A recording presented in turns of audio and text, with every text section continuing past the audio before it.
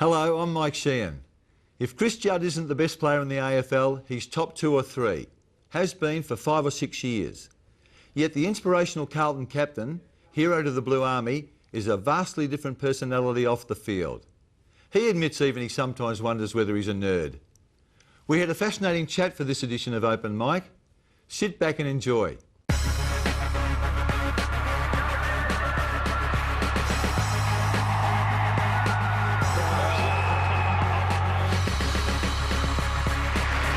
Judd, the 2004 Brownlow medalist. Here comes the champ. Got a prize fighter, isn't he?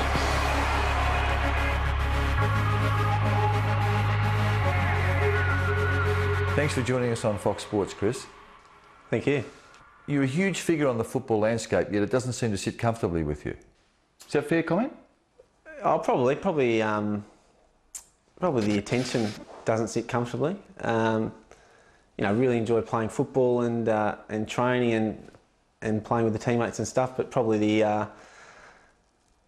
other side of it, or maybe it doesn't sit as comfortably with me as some other players. What's the biggest single attraction of football to you?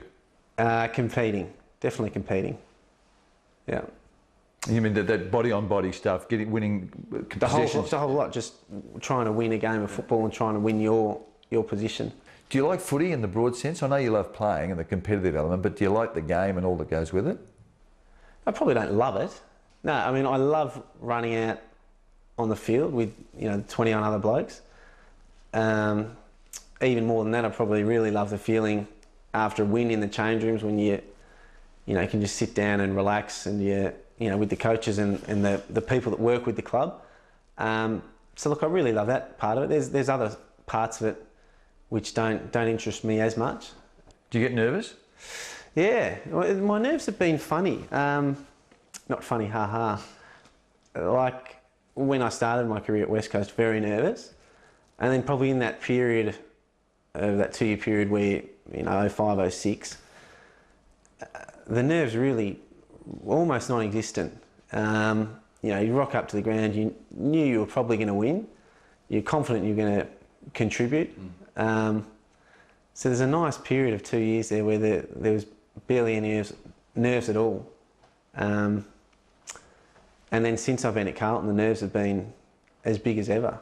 So it's funny how they undulate. I spoke to Robert Harvey about it. He said when he started his career, he got really nervous. Then in the middle, he didn't get nervous. And then at the end, he got really nervous again. So hopefully it's not a sign I'm too close to the end yet. Well, he's played 10 seasons longer than you, so you've got a bit left up your sleeve. Yeah, it's that difference. It's that period in footy when you're living versus surviving. Most of the sides and most players are surviving week to week, and there's a few players and teams that are really living. And I think when you're in that bracket or in that mindset, probably the nerves are a lot less. You've won a Brownlow, you've won a Norm Smith, you've won best and fairest at 2 clubs.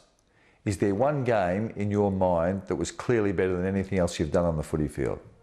Sort of the game that stands out, and it hasn't been my best game, probably stands out to me more, and other people probably mention it quite a lot as well, is in my second year when we played Brisbane up at the Gabba, and kicked 5 snags.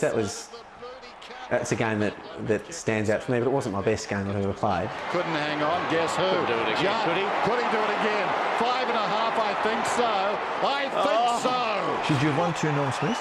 No, I mean, I was having a pretty good game in 06, and then I think halfway through the third, popped my shoulder, and I barely touched it after that. So I couldn't have got. Well, I certainly didn't expect a Norm Smith for that game. You dabbled with a newspaper column but walked away, and there are no regular spots now in papers or on radio and TV. Why? Yeah, it's a choice. I think it just comes down to your personality. If you're an extrovert, you generally get energised by being around lots of people or being on TV and things like that. And if you're more introverted, like myself... You're an introvert, are you? Yeah. Hey? Would your family agree with that? Yeah, it's a funny one. I mean, when people think of introverts, they generally think of people sitting by themselves in the corner. Yeah. I'm not like that. But we did all our personality tests at the West Coast, and I was an introvert, so was Woosha. so are a lot of the people. But yeah, it's generally the extroverts that enjoy, the media and the spotlight more. And I guess I don't fit into that category. Why don't you read the papers? I still keep abreast of most things that happen. Well, Beck reads them. Mm-hmm. So Beck reads the Herald Sun. She began talking too much about football after reading the paper, so it became like I was reading the paper itself, which was sort of defeating the purpose of not reading them. So we've addressed that issue going forward. I don't want to hear that That's news. it. When you were growing up, though, were you like in a normal kid in the sense of wanting to watch footy on telly and read about it in the papers, or were you different to that? Pretty normal, but it was never... Actually, I probably was different to that. Like when I was a kid, I just used to love skateboarding. Yeah. You know what I mean? Up until about the age of 15 or 16. And then that sort of conflicted with footy, so then I dropped that off. But yeah, no, you're probably right. I can't even remember reading a heap about footy growing up. And I'd go to, I don't know, maybe four or five games of AFL footy a year with my dad. But we never went every week. So... I always loved playing it, but we'd go to the VFL a bit as well. When you do come across a paper, do you go to the sports pages or do you go to Confidential and see if you and Beck are in there? You have found your way into the papers up the front section, haven't you? I'll tell you what I've been getting into. That was a serious question. I'll tell you what I've been getting into a little bit in your paper is I like those, the 9-letter word games. I'm serious, we've been doing it. Have you? I feel the Carlton boys are into them. Yeah. What do you do in your spare time besides building that massive investment portfolio, reading the Fin Review and watching the Bloomberg channel? Well, parts of that are true. I read the Fin Review most days. Don't read it on match day. Even the day before a match now, I'm starting to wonder if it's the best thing to do. But look, try and live as normal a life as possible. I think it's easy to get caught up with the unreal nature of AFL footy. And, almost think you're bigger than you are. But yeah, look, just try and live a normal life. And do you ever let your hair down? Do you get hammered? Do you eat a dozen dimmies? Do you get home late? Anything like that? Night after the game is fat food night. So I'll eat, pizza or junk or whatever night after the game. So that's always incredibly exciting. Look, other than that, Beck and I and we've got some close friends who just live down the road. We've been playing a bit of Taboo of late, which is a board. Taboo. It's a board game which is pretty entertaining. Yeah. Starting to sound like more and more of a nerd the longer we go on, aren't we? One of your coaches, was he a former president of an AFL club? Rod Butters, yes. Rod Butters had Tell us about Rod Butters. Mate, Rod Butters was great as a junior footy coach. He had us maybe in under 9s and under 10s, gave all the boys nicknames. What was wore yours? his happy pants around the club. What was yours? I was Magic back then. So for the obvious reason? I mean, was it to do with your football prowess? Or were you sort of like a junior pair of the magician? No, it was to do with kicking goals from the boundary, I think. So I really enjoyed him as a junior footy coach. Hawthorn and St Kilda passed you over in the draft allegedly because of your shoulders. Were they that bad? Well, I don't know that was why they passed me up. I mean, I could understand being passed up. They drafted Hodgie and Bawley, and they were great junior players, and they've gone on to be great senior players. So, probably at the time disappointed not to stay in Melbourne. But if I had my time over again, I wouldn't change it for the world. What's the biggest plus you got out of your experience in Perth? A premiership. Premiership and some, really, really great friendships, which, I'd hope will last, for the rest of my life. Were you homesick early? Yeah. And I missed home the whole way through, really. I loved the footy club and loved playing with those guys. And we had a period there of, real success. And I don't think, looking back, you probably appreciate that even more now than you did then. Just being able to rock up to the ground and know that you were going to sort of win the game of footy. That's sort of there's probably two sides in the comp that have that now. That's a pretty rare thing to get. When you decided to come home, I got the impression that you'd made that decision in your mind a significant period earlier than that. Can you tell us, was there a moment where you sort of said, I'm finishing up at West Coast at the end of 2006? I think before, when I got drafted, I was always super keen to come back and live in Melbourne. I come from a very close family and have some good friends here, and you know, really love Melbourne. So in my own mind, I was always going to come back. After I signed my last contract, I probably thought it was unlikely that I'd sign another one, or if I signed another one, then I'd stay till after footy, because I was going to come out at 24. If you sign another one, then you're 27. It would hardly seem worth coming back to Melbourne for you know, a few years of footy. So I sort of went into it with that mindset, without a concrete, this will be it. And then I guess, you know, probably a year out, I thought, yeah, this is pretty likely this will be it. So when you went to Whoosh and said, John, I'm going home to Melbourne, what was his response? It was an awkward one. I mean, before I took on the captaincy, I said to the club, look, it's highly likely I won't be here in 2 years' time. Or was it 2 years' time? Yeah, in 2 years' time. So I wanted to make that really clear, because I didn't want to, particularly, I may have changed the circumstance a little bit, but up until then, you signed on for captain, you were there for life. So I wanted to make that very clear that by doing this, I couldn't commit to that. So I think that would have given them some inclination that this was a possibility. But look, I think they were all still quite surprised when they got that decision. And Whoosh, look, I got along really well with him and loved playing for him. And I was just honest with him. And Whoosh is the most honest bloke in Australia. And I think he appreciated that. And yeah, he just accepted it. He didn't try and talk me out of it. You know, he thanked me for what I'd done for the club. And you know, it was probably about a 15-minute chat, and then yeah, we went our separate ways. After the break, Chris tells us why he decided to join the Blues and talks about that notorious red dress.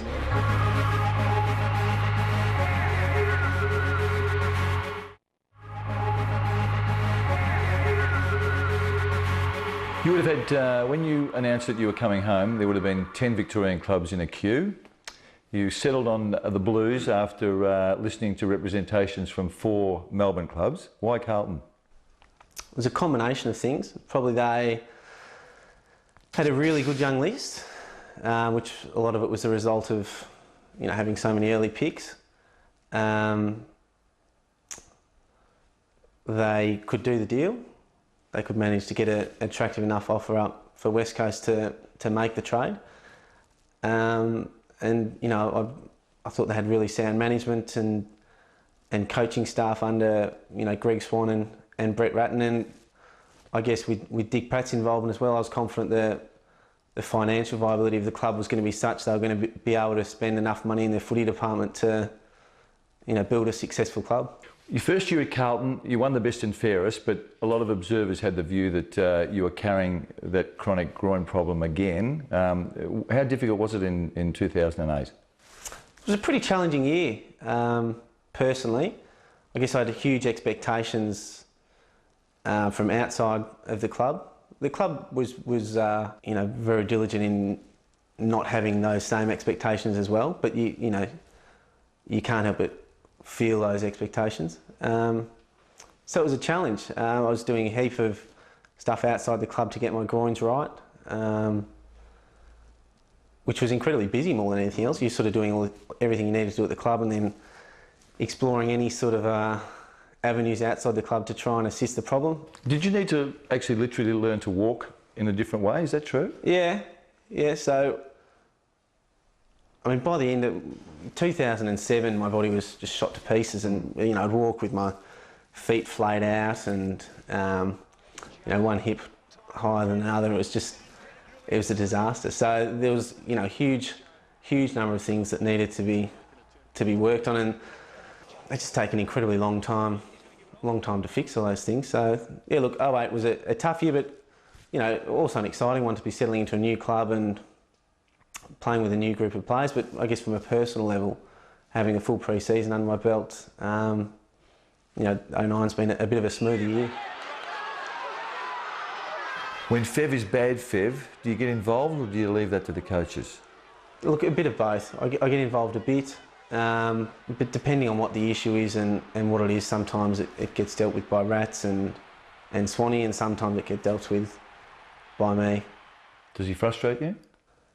Look, not really. I mean, Fev's body language is such, it's a bit like Richo. They wear their heart on their sleeve, and, as soon as you look at him, you can see what sort of day he's having just by his body language. And I think he gets ridden pretty hard for that. But look, by and large, the main conversations I have with Fev are about his body language being up, because when it is, it gives Mitch Robinson and Chris Yaron and our young players, it fills them with confidence. I mean, it even fills me with confidence, because I know when his body language is up and he's playing that team role, that our forward line structure is going to work perfectly, and when that happens, we're a very hard side to beat.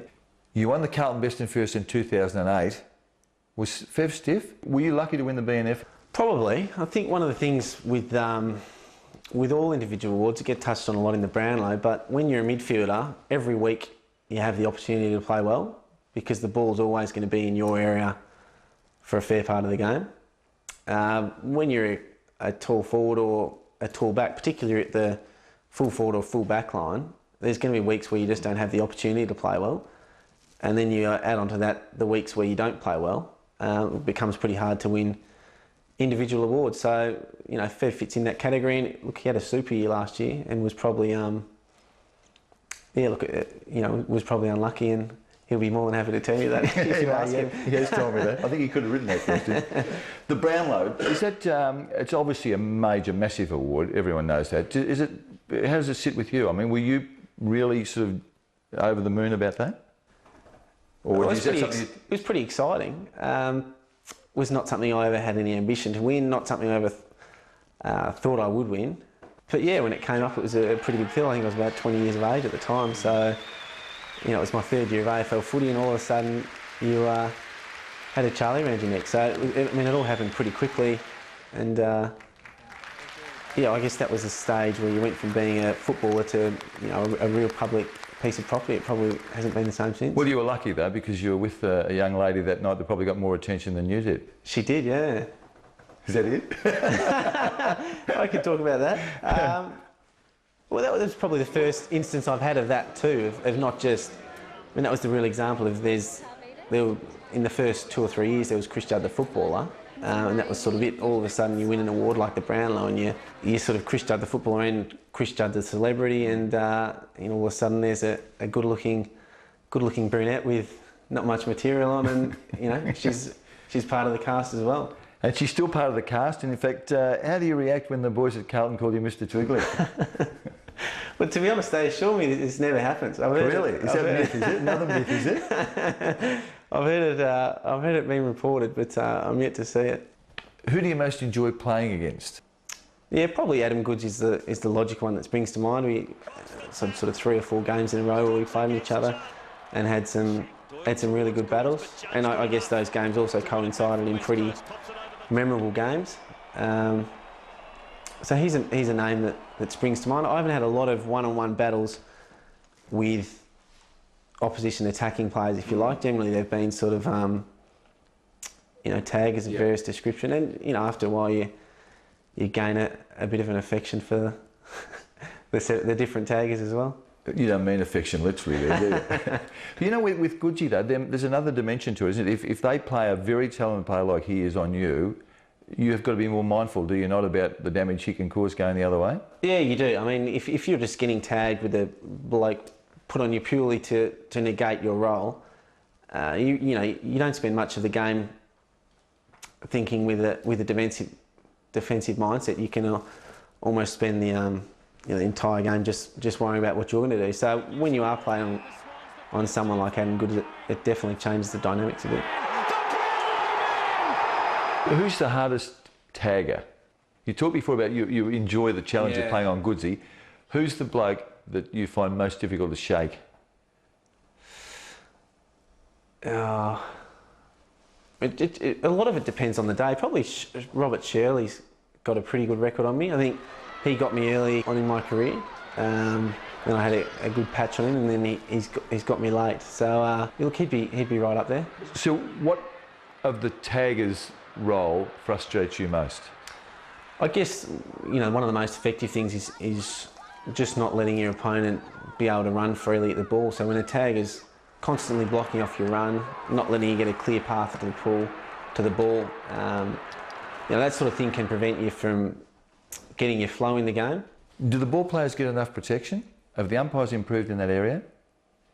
Look, some weeks they are, some weeks they aren't. I'm always loath to criticise umpires because by and large they do a really good job, and I actually did it in my junior years, umpiring junior footy, and you know, it is a bloody tough gig. So You lost control, did you? No, I umpired. Oh, you umpired, literally? Yeah, so I used to umpire footy. Okay, yeah. When I was a kid. Yeah. So I have a certain level of appreciation of what they go through. I'd have the crazed parents on the sideline screaming out at me, and. So what age were you then? I was reasonably old, like 16, 17. Why were you doing that? You were Just to get some cash. I'll get some cash, yeah. Yeah, so yeah. It was Sunday afternoon, maybe about 15, 16. So I'd play on the Saturday, and then on the Sunday I'd umpire under 11s and under 12s, I think. Robert Walls did a story recently in the paper about Judd's duds and showed you carting the Carlton players around with your shoulders bandaged. That story about you going back to Perth in 2008 for your first game against West Coast, tell us how that unfolded. I had a bit of a discussion, I think it was with Brett Jones, and I was playing with Adam Selwood at the time, and just made a reference to the fact that my shoulders were sore because I'd been carrying them for the past 6 years. But I know you hate telling the story, I know that. It comes across incredibly arrogant. It was obviously said in jest at a time when I wasn't awfully happy with Adam Selwood or Brett Jones banging into the back of me. You once famously said that you didn't see yourself as a role model. Has that changed? No, I didn't actually say I wasn't a role model. I said footballers shouldn't be viewed as role models. So there's a decent difference. Explain it to me. Well, I just think that to blanket any one group of people as, to me, a role model is someone who's slightly better than the average. Okay, that's why you'd want to be like them. To view one group of people as better than the rest of society just doesn't make any sense. Weren't you talking about yourself though? Weren't you saying that? No, I was referring to footballers. Okay. Do you ever watch a game for pleasure, just strictly for pleasure? Yeah, definitely. It's something that for the past few years I probably found it really hard to do. And this year I actually made a concerted effort to watch more footy from a professional point of view, because there's a lot of players running around who I didn't know who they were, which is sort of an occupational hazard. So I started watching more footy and I've really been enjoying it. So it still depends. If we play on a Sunday, I refuse to watch anything beforehand. Why is that? That's just part of the routine. You don't. Yeah. So there's quite a few little rules. You superstitious? Picked up on. Well, I say I'm not superstitious, but then I won't read the fin review on match day. I won't watch games of footy before I've played. I eat the same thing before every game. So, I mean, there's reasons behind I'm doing. I don't tie one shoe up before the other. The reason is I don't want to be thinking about footy before I've played, because there's been instances in the past where you run out there and I've felt like I've played the game in my head before it's happened. So there's some sort of logic behind the superstition. Tell us about your relationship with Dick Pratt. Yeah, look, I guess Dick was at the first meeting I ever went to at Carlton, or it was actually at Raheem with Swanee and Rats and the like. And he took an interest in me, like he does with a lot of the Carlton players. But look, he was an incredibly intelligent person, huge business experience, and he was, particularly when I knew him, he was probably at the age of he was really ready to give a lot of that knowledge over to other people. I guess he realised he wasn't going to be around forever, and he had so much knowledge in his brain that he was pretty eager to share that. So, I had a bit to do with him, obviously, through my involvement with Vizzy. And picked up quite a bit from him. Was he instrumental in you going to Carlton? Look, he's instrumental in getting Greg Swan to Carlton. And if Swanee wasn't at Carlton, I don't know if I would be there. I probably still would, but it would have been a harder decision again. So in that sense, yeah, he was incredibly important. Can you explain your Vizzy ambassadorial role? The environment's something I've had a really keen interest in, probably from my pretty early days at West Coast, and obviously Visy are in the business of recycling, and you know, it's a pretty heavy part of their business as well. So it was a logical fit, and you know, obviously Dick's passed, but that you know, that work I do with Visy is still continuing. You know there's a level of cynicism out there about this arrangement. And look, you can't help that. It probably makes for good, you know, makes good reading, I guess. But when I was at West Coast, I was sponsored by Medibank Private, who were a club sponsor. I was sponsored by Puma, who were also a club sponsor. So it's probably not as I don't know. It's just that everything gets scrutinised now, and that's one of the things it has. But certainly, I think Visy are happy with the relationship, and I'm really enjoying working with them and John Murphy, their CEO. It's been a good experience for me. Tell us about a couple of examples of Chris Judd, the environmentalist. I mean, your car, that's tailored to the environment, is it not? Yes, it is. That's Hyundai's i30, so that's their clean diesel car. You wouldn't think diesel could be that clean, No. but it lasts an incredibly long time, and I guess the less you're using, the cleaner it is. What else? I mean, we do little things. So the electricity we get from you know, green energy. We recycle. Probably have 2 long showers for the environment, but you know, nobody's perfect. Chris, great chatting. Thanks for your time, and all the best for the rest of the season. Thanks, Mike. Cheers. Judd shrugs one tackle. Wrong foot's Clark goes short. Touch of brilliance. Well, you can't coach that. Simply put it down to Chris Judd's parents.